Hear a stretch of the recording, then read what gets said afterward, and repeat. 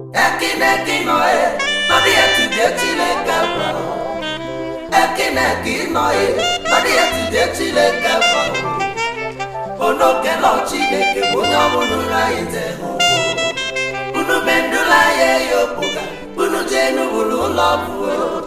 Iru apa bulu labu, gabule Chineke la yopu. Ae, onye sunoki anda mwapa bunokama. Ae, onye sunoki anda mwapa bunokama.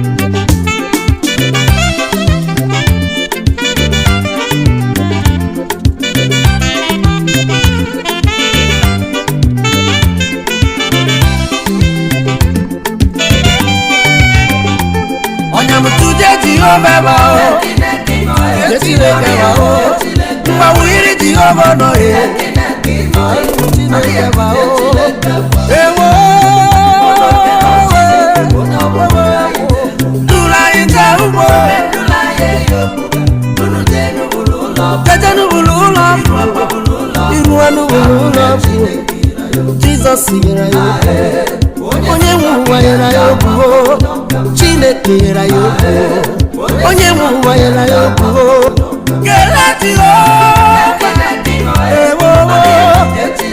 Tude Chineke bale, Kelati yo mana,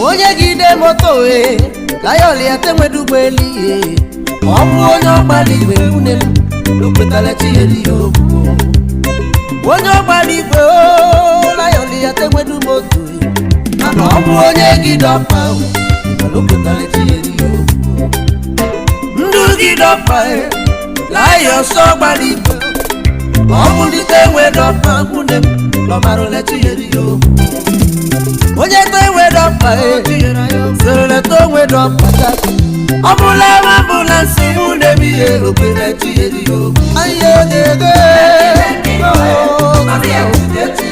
Ewo brother me. Ewo Matude Chineke ba. Onoke no Chineke ba. Chime.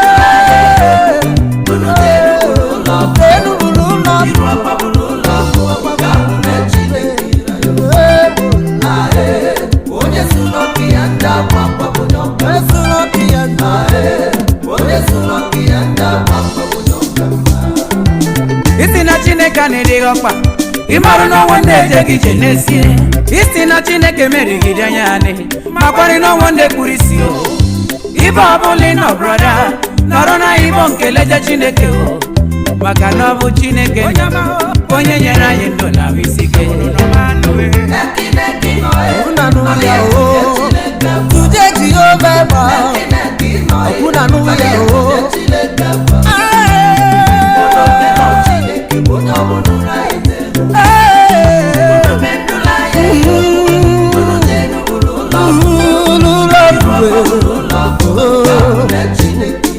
Jesus yera yo onye suloki anda papa onye suloki anda onye suloki anda papa